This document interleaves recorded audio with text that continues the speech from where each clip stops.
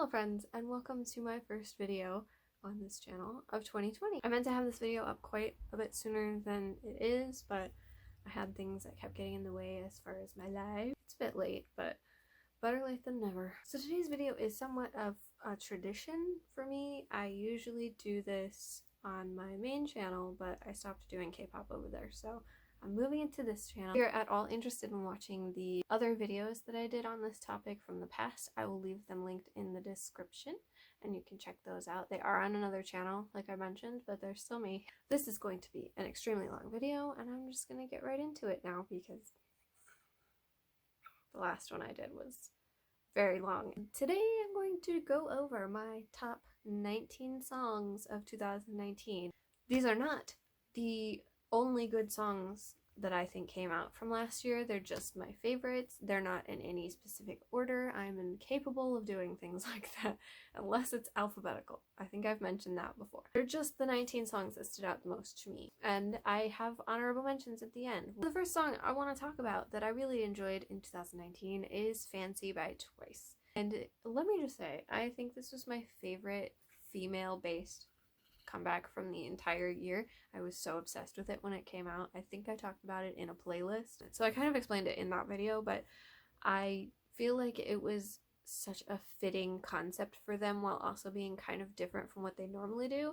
I'm not on team Twice needs to change concepts or anything like that, but I just enjoyed it a little more than their regular music for some reason. I don't know. Other than some like styling things that I wasn't too impressed with, I think the entire thing was pretty much perfect. Like the song, styling, most of it, the video, choreo, everything. It was just really good. I'm not particularly a Twice fan, so I mean, like, the power of Fancy, right? The second song on my list is Savage by Ace, and this is probably one of my top favorites by them, if not becoming my favorite by them. I love the styling for it. I love the concept. I feel like it fit them really well. They just kind of thrive with these more serious, like, badass concepts, and I'm here for it. And they also looked like they were having a lot of fun with it, which I think is the most important thing as far as a group existing, you know, them having fun. So I loved the styling for this. This is probably one of my favorite styling choices that I've seen in a while for a group. Like, pretty much all of it, again, was amazing. There was like one very prominent thing that I was kind of not excited about, but that's not what this video is about. We're just gonna keep going. Number 3 on my list is Money by Dawn. It's so hard to remember to call him by the right name because I'm not used to it, but I've talked about this on K-pop Amino twice already, so I'm just gonna reiterate what I said there. I was shocked but not surprised by this debut of sorts. It is technically his debut, but as a solo artist, not as an artist in general. I expected him to come out with some really awesome music on his own. I didn't expect it to be the very first thing that he came out with. Like, it takes me a while to warm up to solo acts, so I expected him to release like 1 or 2 songs first and then finally get into it after that, but he just like hit it so strong out the gate that I was like blown away, and I can't wait to see what else he comes up with.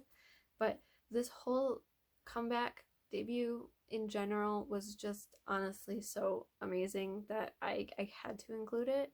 Like, I don't know if anybody else felt that way, but like it was on point and it needs more recognition. Number 4 is Boom by NCT Dream. I think I've talked about this before. I don't remember if it was in a blog on K-pop Amino or if it was in a video, but this is one of my favorite comebacks and songs from Dream so far. Like, and I feel so bad because it was their first song without Mark, but I honestly feel like if Mark was in it, I would like it just as much, but or maybe like a little bit more. So it's not saying that it's good without him. I'm just saying, like, it's a good song in general, and I really enjoy listening to it and watching the video for it. Like, it's just awesome. Number 5 is Face by Woosung, and I will be totally honest, I don't listen to the Rose or stand them whatsoever. I don't think I've really ever listened to any of their songs. other than maybe like one way long time ago. I knew that Woo-sung came out with a solo song. I just didn't know what group he was from because I didn't know them by name. So when I first listened to the song, I was like, oh my god, this is so good. Like, very first listen, I was hooked on it. And then all the comments were talking about the rose, and I was like, oh, that's why he looked and sounded familiar. Because, like, he did stand out to me when I did check out that whatever song that was I listened to forever ago. But I didn't think that he was capable of this level of artistry. I don't know. He was good. I'm not saying he was bad. I'm just saying, like, I wasn't expecting it because I knew nothing about it. But Face is like one of my all-time favorite K-pop songs. I don't know why. I love that the video is so simple and the styling is kind of pretty simple itself too, but it stands out. Number 6 is Q&A by Cherry Bullet, and I will go ahead and say I think they had the best music video of 2019. I'm like, fight me if you don't agree, but I loved all of it. The visuals in it, as in like the CGI and like the cinematography and everything, their styling was amazing. The choreography was awesome, and like I was so into it, and I was like really looking forward to more stuff from them. And I found out recently that some of their members left, and that's really sad because like it tends to be a thing in K-pop where if your group loses a member or multiple, you kind of lose momentum because people are like, oh, stay away from that group, they're falling apart kind of thing. And like it's really sad because they have so much potential, and this was such a strong debut. I believe it was a debut, and like I was really looking forward to more from them, and I hope they still continue. I hope they don't lose any kind of, you know, popularity from this. I'm gonna keep an eye on them though, just to see what happens, because I think it was an amazing comeback / debut, and they deserved all the attention plus more that they got from it. Number 7 is Sha La La from Pentagon, and for a couple of songs on this list, and I will talk about those when we get to them, I wasn't sure which songs to include because I try to only do one artist or group song per list. Like, I don't want to repeat groups because I feel like it's not fair. I did not have a hard time choosing for Pentagon because Sha La La blew the rest of them away. Like, this is their best comeback since Shine, and like that's probably an unpopular opinion, but that's what I think. There's probably an obvious reason why I think that. I'm not saying it's because I buy a CNN, but you know, that's sort of part of the reason. No, but I loved the styling, I loved the music video, I loved the choreo, I loved everything. It was so good. And like, number 8 is a tricky one for me to say out loud because I'm not sure how he pronounces his stage name, so I'm just gonna say number 8 is Ya by Minhyuk from B2B. I love this so much because it was so hilarious to watch people be incredibly shook over the fact that Minhyuk is A, so diverse, and B, such a good singer, because a lot of people don't know that. They blind and they sleep on B2B, and that's what happens when you do that. Don't sleep on B2B. As somebody who ults him, I already knew, and it was just fun to sit back and watch people freak out over it because it was so good, honestly. I'm looking forward to when he comes back from service and just kills the rest of us with whatever solo music he has up his sleeve. Number 9 is Forever Yours by Key featuring Soyu, and this is like the dream collab that I didn't know I ever wanted or needed, but now I'm so blessed that we got because like their voices sound so good together. In case nobody knows this, Soyu is one of my favorite female vocalists in K-pop, period. If you ever listen to her sing, listen to Forever Yours, okay? Her voice is what I think I sound like in my head. Like, it's not, but like, it's what I wish I sounded like because it's just beautiful. And he has an equally beautiful singing voice. He's partially a rapper, I guess. I don't really see him as a rapper, but he does well with everything. He's a good dancer, he's a good singer, he's a good everything, you know. And this song, again, was not something I knew I needed until I got it. He's also going to kill all of us when he comes back from service, when he releases more solo music. I'm convinced. Everybody always talks about Taemin's solo stuff, but like, Key kills it. Number 10 is Illusion by ATEEZ, and this was a case of me not being able to pick a comeback from a group. because I was convinced for most of the year that my AT's choice would be Say My Name. I was convinced because I thought that was like their peak comeback potential type situation. I thought that was going to be my most loved comeback from them in the year, and then Illusion came out and I was like, shit. I still think Say My Name is like their best styling by far, and then with their newest song Answer, it was very similar, but I loved the styling in Illusion too. I never expected for ATEEZ to do this like more like fun, lighthearted kind of concept. I don't know why. Like, they're goofballs. It's not like they're these like serious idols. They did it so well, and now I want more. But like, I can't do that because that's being selfish. So number 11 is All Night by Astro, and this was another case of me not being able to decide what I wanted to put here because they freaking came out with Blue Flame right at the end of the year, and I had to reevaluate a lot of things in my head because I loved All Night so much, but I also really loved Blue Flame. And I feel like part of it was like a biased decision because Blue Flame felt so much like Unu's comeback. Like, it was his era, and I bias him. If you don't know that, he's one of my olds, but he just got so much vocal time in it, and it made me so happy. But he did also get a lot of vocal time in All Night, so that was part of why I was okay with choosing All Night instead. But I loved Blue Flame just as much, and the only thing that really tipped me over towards All Night was I liked the song and the music video a little bit more. I really loved the music video for All Night. I love the styling for Blue Flame, like, way much more. Way much more. I feel like they look like little grandpas in All Night. Like, it was a NCT 127 touch kind of situation where they look like little old men. Except they look like grandmas.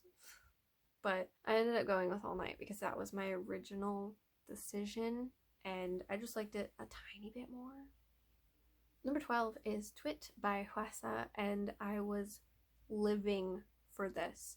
I forgot about checking it out when it first was released, but I got around to it eventually, and it's one of the best solos in my opinion. Like, Hwasa was meant to be a solo artist. Like, she was born to do that, and I'm not saying I think she should leave Mamamoo because I love Mamamoo, but she has a long future ahead of her if she decides to stay with the solo stuff. Like, she could totally do whatever she wants. She could be up there with Hyuna as far as being like a really successful female solo artist. I think she has so much potential. Number 13 is Enough by SF9, and again, I had a hard time picking between this and RPM.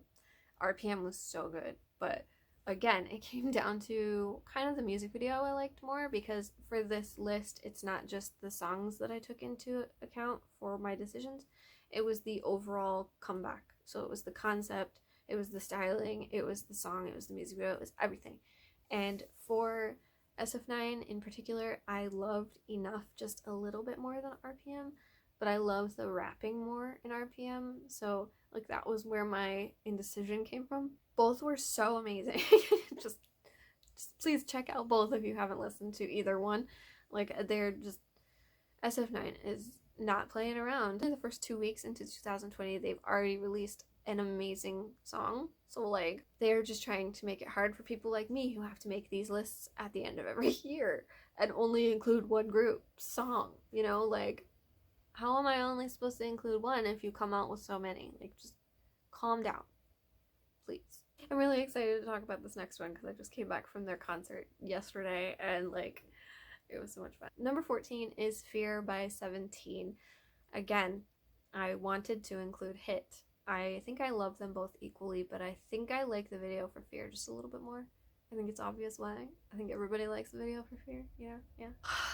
Here's the thing. It's hard for me to differentiate which 17 song I like more because so many of their songs are amazing and are my favorite songs in general. Like, if I had a top 100 K-pop songs, like if I sat there and made 100 songs for like a playlist, like 50 of them would be 17. I kid you not. Like, I love their music so much I can't even decide most of the time what I want to listen to. And this was probably the hardest decision I made for this stupid list, but I did it. I made a decision. Are you proud of me? And they're equally as good live, let me just say, because now I can say that. Like, both songs, they're just as good live as they are on TV. Number 15 is Give Me More by VAV. This song also features some Latin artists, but this is a K-pop list, so I'm just talking about the K-pop aspect of it for a second. I almost didn't include this song, purely because I don't typically like want to hang with the K-pop songs that are crossovers with the Latin sounding music genre, you know, just because I feel like they sound really odd together, and I don't know, it just doesn't feel right to me. I do love Mamacita by Super Junior and Also Le Mio by SF9, but like I generally don't like those types of songs all that much. But I was honestly obsessed with this song when it came out, so I couldn't deny that fact just because typically I feel one way when I didn't feel that way about this song. It was really good. Number 16 is Obsessed by EXO. I was so convinced for most of 2019 that we were not going to get an EXO comeback, even though that's stupid because SM is like got EXO like right at the top of their priority list as far as like let's work the shit out of them and get as much money as we can. Not as far as like, oh, these are our babies, we should take care of them. But I was excited to hear that they were coming back. I was also very nervous because I haven't really liked an EXO comeback since Power, really. I was not a huge fan of Tempo or Love Shot all that much. Like, they weren't bad. I was just not what I particularly enjoyed. But Obsessed was like the solution to that. It was everything I wanted from Tempo and Love Shot, plus like all the best parts of EXO, like Monster and everything, like just, you know? And it was just so satisfying. I loved some of the styling. I did a reaction video to that on another channel. You can look for that. I'm not going to link to it because I hate it, but I did it and it's out there. But this comeback I was honestly so happy with. Number 17 is On and On by Miso, and I feel like this is the most underrated song and artist on my list because I never see people talking about Miso ever, even though she's super talented and has released multiple bangers. People are still just sleeping on her, and I don't get it because she's an amazingly talented solo artist. She's also in a group, but I don't know if her group is disbanded or not, but I know her solo stuff's amazing, and she has this awesome diversity to her where like all of her songs pretty much sound different.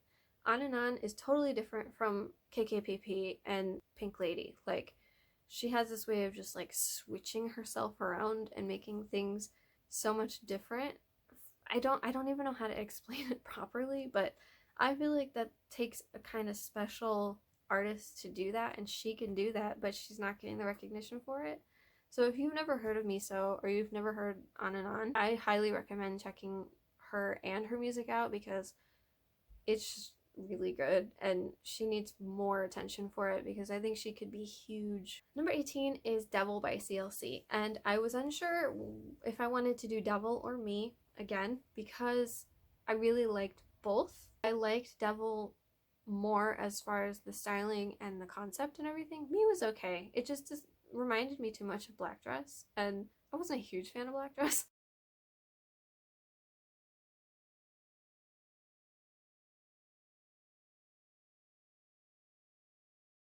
And last but not least is Uh-Oh by G-Idol? Idol? Still don't know how to pronounce their name. Their freaking Wikipedia page has it as G-Idol. But anybody that I've ever seen pronounce it out loud says Idol. So like, I don't actually know. But I'm getting off track. They released 3 songs, I believe, in 2019. Senorita, Lion, and Uh-Oh. I think that's it. There might have been one more, but I don't remember. I did really like Lion as well. Didn't like Senorita so much, but I loved Uh-Oh. I feel like it was so fresh as far as like, you don't hear many K-pop songs that sound like that, but it also kind of reminded me of older K-pop. Girls' Generation in their heyday kind of K-pop. I don't know if that makes any sense, but that's why I liked it so much. I liked that they went in a weird direction for them, kind of. They've been on these like girl power kind of badass concepts, and then they kind of, it was still badass and like girl powery, but it was more like chill. You know, they usually have these really intense comebacks, but I enjoyed Uh-Oh so much. And the styling was beautiful, and the video was beautiful, and the members were all beautiful. So that was my top 19. And now I'm going to talk about some bonus entries, meaning 3 songs that I wish I could have included but didn't for one reason or another. The first 2 bonus songs I want to talk about are from the same group, and they are Take Off and Love Talk by Wavy. And the only reason I didn't include them in this list is because this was a K-pop list. It felt weird to include songs from a Chinese group, and B, a Chinese group who did a song in Chinese and in English, neither of which are Korean. So it didn't feel right to include them, but I love Wavy, and I am more and more convinced the more they come out with comebacks that they are my favorite unit in NCT, even though they're like unofficial. I am just amazed by them every single time they have come out with any music ever. Didn't particularly vibe with Moonwalk that much, but I loved Love Talk and Take Off so much. Take Off I was obsessed with. I had to listen to it constantly. I think I talked about it in a video. I'm not 100% sure. I was obsessed with it. I wanted to watch the music video. I wanted to watch the dance practice. Like, that's how I know that I am truly in love with a song, when I can't stop thinking about it. That's actually how I was for Blue Flame too. Love Talk, that had me feeling some type of way, and like in all the best ways. It was just really good. Third song is Chopping by Super M, and the only reason that I didn't include it in the rest of the list is because I forgot about it. Not that it's a bad song or anything, I highly enjoyed it actually. I just forgot. I was writing things down throughout the year just to keep things in my head, like, okay, keep track. These are the songs that came out that you liked, and for some reason I never wrote it down, so it just got lost. And when I made the official list, it didn't make it, but I remembered it as it was too late, pretty much, to like take any other songs out, because I had already set my mind to all the rest of them. So Super M, I love you. This is not in any way meant to be offensive. I'm sorry, I just forgot.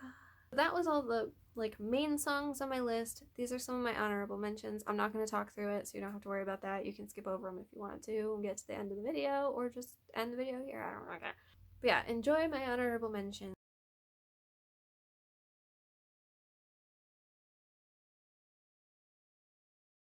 So that's basically it for this video. It's probably already way too long, and I don't think anybody's actually gonna watch it, and so what's the point? But I do this every year, and I felt like I needed to do it this year too. I hope you enjoyed my list. Let me know what songs were on your list, or if any of my songs also made your list. I'm really interested to know. And I will see you in the next episode of K-pop 101, which is coming really, really soon. So thank you for watching, and I will see you in my next video. Bye-bye.